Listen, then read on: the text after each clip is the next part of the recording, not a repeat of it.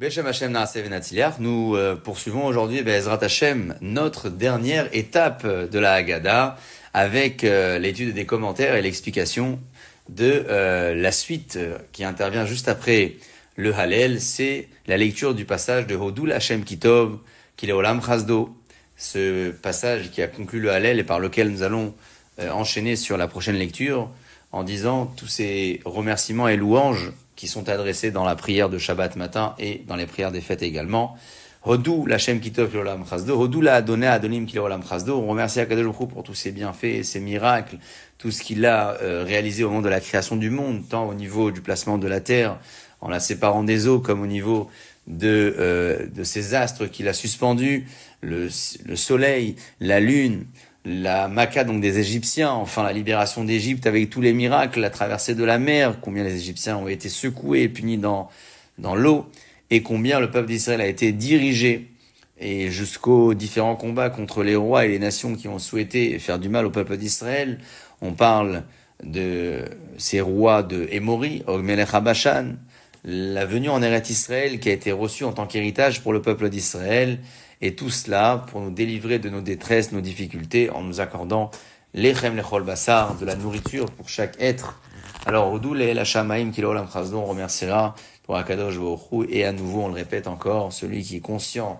de la source de la beracha méritera de la voir donc se multiplier. À présent, nous débutons la lecture du Nishmat Kol Chai, une lecture qui se fait chaque Shabbat matin et chaque fête, dans laquelle nous exprimons combien notre Neshama, et la Neshama de tout être vivant remercie et bénit Akadosh Baruch Hu.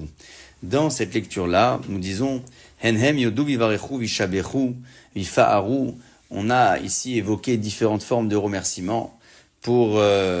ceci. Écrit le Shulchan Aruch dans Achaim, chapitre 51, halacha 8, que ces zmirot et ces tishbachot, ces louanges doivent se faire benachat, doucement. Faire attention à ne pas sauter aucun mot du Nishmat Kol Chai, ni du passage de Eloka Rishonim Acharonim, en rappelant le mérite de nos anciens, en rappelant combien Akadosh Baruch Hu nous a dirigés, combien il a éveillé ceux qui étaient en sommeil, et combien il a fait ressusciter chaque Neshama et qui lui a donné la vie. Il a guéri les êtres malades, il a libéré les aveugles de leur maladie, redressé les courbés, fait parler ceux qui ont perdu la parole. Et tout cela, on reconnaît que c'est toi, Akadosh Baruch Hu. Alors, dans le passage de Ve'ilufinu, on dira que nos mots ne suffiront pas pour bénir et te remercier sur les milliers et milliers de bienfaits que tu nous as accordés. On ne pourra pas avoir donc suffisamment de mots, mais on dira tout de même que tous ces membres que tu nous as donnés, le Ruach, la Neshama, la vie que tu as insufflée en nous et la langue que tu nous as placée dans la bouche, vont tous ensemble, tous ces membres, te remercier et te louer à toi, Akadosh Baruch Hu. Ce qui se dit donc benachat velo bimrutsa, c'est-à-dire doucement et sans rapidité pour être conscient de chaque mot. Pourquoi autant de mizmorim, de psaumes écrits par le roi David ont été institués dans la prière de Shabbat et ce passage de Nishmat Kol Chai?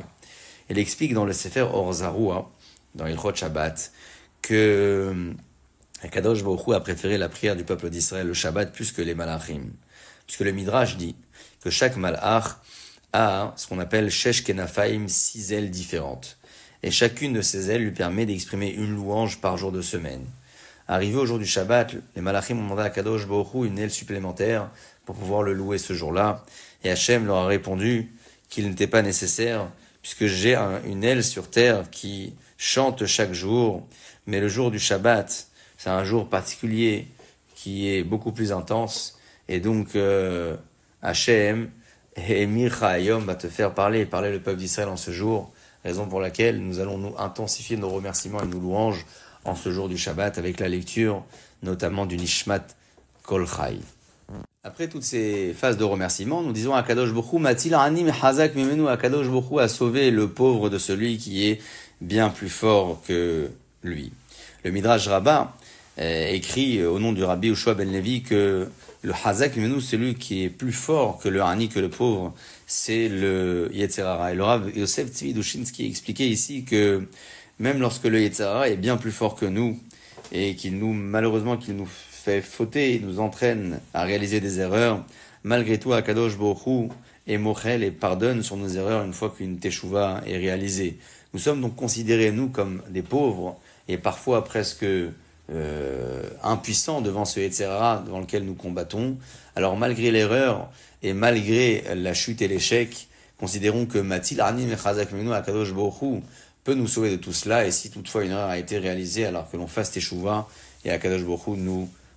nous pardonnera. Befi Yesharim titromam, usikte tzadikim titbarach, bilshon chasidim titkadash, kerev kedoshim titalal. Par la bouche de ceux qui sont droits, tu es exalté, par les lèvres des justes, tu es béni, et par la langue des hommes pieux, tu es sanctifié, et parmi les saints, tu es loué. Ainsi se conclut donc cette grande phase de remerciement de Nishmat Kol. Mais Mikalot, Rivevot, Amecha, Bet Israël, Sheken Chovat, Kol Haïtzurim dans les assemblées des miracles de ton peuple, le peuple d'Israël. Ton nom, notre roi, sera glorifié par un chant dans chaque génération. Nous disons ici, les Hodot, les Halel, les Shaber, les Fer, les Romem, les Ader, on l'atzer, Alkol, Diru, Yeshon, Dishbachot, David, Ben Isha, Abdecha, Mishichecha, car telle est l'obligation de toutes les créatures devant toi, Akadosh Baruch Hu, de te remercier, te louer, dire des éloges, glorifier, exalter, adorer, bénir, élever et magnifier, au-delà même des mots et des chants, des louanges qui ont été évoqués jusqu'à là. Notre intention est bien plus forte encore. Oufren, Ishtabach et aussi, Ishtabach Shimcha La'ad Malkenu, Akel HaMelech HaGadol HaKadosh V'Shamem U'Va'aretz. On va donc à nouveau et conclure cette phase de bénédiction et de remerciement en disant ici, Shir Ushvacha Halel Vezimra Oz Umemshala Netzar Gedula Gevura Teila Vetiferet Kedusha ou Malchut. Vous comptez, vous verrez ici, on a évoqué à plusieurs reprises les remerciements d'Akadosh Baruch Hu en le glorifiant sous 13 niveaux différents. Donc il y a Shir, il y a Shvacha, il y a Halel, il y a Zimra, il y a Oz, il y a même Shala, Netzar, Gedula, Gevura, Teila, Vetiferet, Kedusha ou Malchut, qui est bon à dire d'un seul trait et qui se traduisent par chant, louange, éloge, hymne, force, souveraineté, victoire, grandeur et puissance, gloire, splendeur, sainteté et royauté, qui sont donc des qualificatifs évoqués par la perception de l'homme au sujet d'Akadosh Baruch Hu, et tout cela, mais olam ad olam atakel, depuis toujours et à jamais, tu seras donc notre Dieu, Yaelucha Hashem kol ma'asecha, que toutes tes actions te louent et te remercient, v'chasidecha v'tzadikim oser yetzonecha, avec les hommes pieux et les justes qui font ta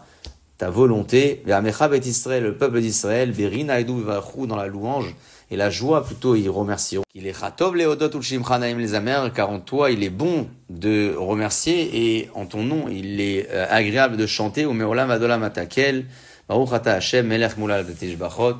melech mulal batishbachot. C'est toi Kadosh Baruch Hu qui est le tout puissant, et depuis le début et jusqu'à la fin du monde, tu es toi Kadosh Baruch Hu, le roi et celui qui est digne de louange.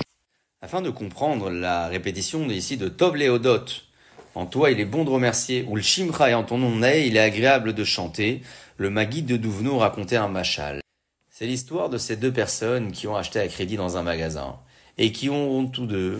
un devoir de payer leurs dettes. L'un payera parce qu'il a estimé que c'est bon et c'est même important de payer sa dette, et l'autre payera parce qu'il sait que s'il ne paye pas, le commerçant ne va pas lui vendre à nouveau de la marchandise. Comment reconnaître l'un et l'autre? C'est le jour où le commerce se fermera. Celui qui a estimé que c'était bon de payer ses dettes le payera, alors que l'autre, qui le faisait uniquement pour être servi à nouveau, ne le fera peut-être pas. On dit ici qu'il y a deux catégories de personnes. Il y a donc les personnes qui remercieront Akadosh Baruch Hu parce que ils ont estimé que c'était bon de le faire pour être servi à nouveau en retour. Alors ce sont Kol Ma'asecha, donc ce sont le peuple qui remercieront parce que Tov Leodot, c'est bon pour eux de le remercier. Et il y a la deuxième catégorie qui est Chasidecha et Tzadikim Oser Yetzonecha, les hommes pieux et justes qui réalisent ta volonté et qui le feront parce que Naé les amère, pas parce qu'ils attendent en retour quelque chose, mais parce que ils ont considéré que c'était agréable de le faire et c'était une volonté profonde pour eux de te remercier. Voilà pourquoi ces deux termes ont été évoqués ici dans cette dernière phase de remerciement qui conclut le Hallel. Nous buvons à présent la quatrième coupe, toujours en étant accoudés comme les précédentes, avec, pour conclusion du Seder de Pessah et de la phase du Hallel, la lecture de la Beracha Acharona, la dernière bénédiction sur la coupe de vin ou de jus de raisin que nous venons de consommer. Nous arrivons enfin à la conclusion et à la fin du Seder de Pessah, avec l'étape du Nirtza dans laquelle nous souhaitons les Shana Abba Birushalayim Avnuya, que l'année suivante nous soyons à Jérusalem, une étape dans laquelle certains disent qu'Asher Zachinu, comme on a eu le mérite de faire ce seder, ainsi on aura le mérite de le faire plus tard. Et il expliquait le Bnei Issachar au nom du Sefer Ma'amarot que Léatid Lavo dans les temps futurs, tous les korbanot que nous n'avons pas pu sacrifier en l'absence de Beth Amikdash, nous les sacrifierons plus tard lorsque le Beth Amikdash sera construit. C'est pour ça que dans la phase du Nirtza, lorsque nous concluons le Seder, nous disons à Kadosh Borou que le mérite, nous avons ce soir-là d'organiser le Seder de Pessah, peut-être en l'absence d'un Korban Pessah lui-même physiquement, eh bien, ce mérite-là puisse nous diriger vers le Beth Amikdash plus tard et qu'on puisse sacrifier tous ces sacrifices, et notamment celui du Korban Pessah de cette année-là que nous n'avons pas pu sacrifier, et bien que nous puissions le sacrifier plus tard. Il est de coutume à présent de lire et chanter le passage de Chad Gadia, de Ehad Miyodea, avec la lecture du Shir HaShirim, le cantique des cantiques écrit par le roi Shlomo en guise de conclusion finale du Seder de Pessah. Le Ben Ishraï écrit que lorsque Shlomo HaMelech a rédigé le passage du Shir HaShirim avec le souhait de décrire la relation du peuple d'Israël avec Akadosh Baruch Hu et le compliment de la Torah et des mitzvot, qui crée donc ce lien fort, il n'a pas souhaité choisir des mots simples pour ne pas écarter le lecteur de ces passages-là. Il a donc fait le choix de le rédiger sous forme poétique, sous forme d'un poème d'amour, pour attirer le lecteur et lui donner donc l'envie de le découvrir en se disant que si le roi Shlomo,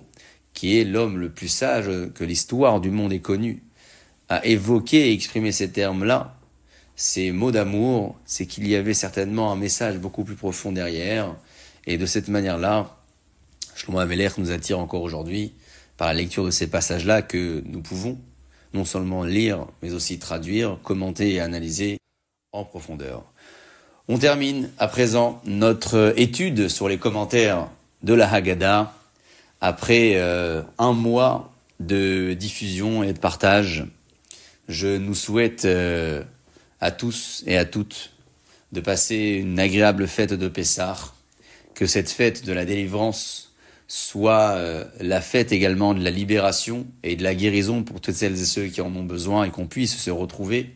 les Shana Abba Yerushalayim, à Yerushalayim même, pour pouvoir célébrer la fête de Pessah dans la maison d'Akadosh Baruch Hu, dans le Beth Amikdash, le 3e que nous attendons et pour lequel nous prions. Puisse Hachem nous libérer et nous délivrer et nous accorder enfin la rédemption par la venue du Mashiach, la reconstruction du Beth Amikdash et la résurrection de tous celles et ceux qui ont disparu, avec la guérison également de toutes celles et ceux qui en ont besoin. Baruch Adonai Le'olam, Amen ve Amen.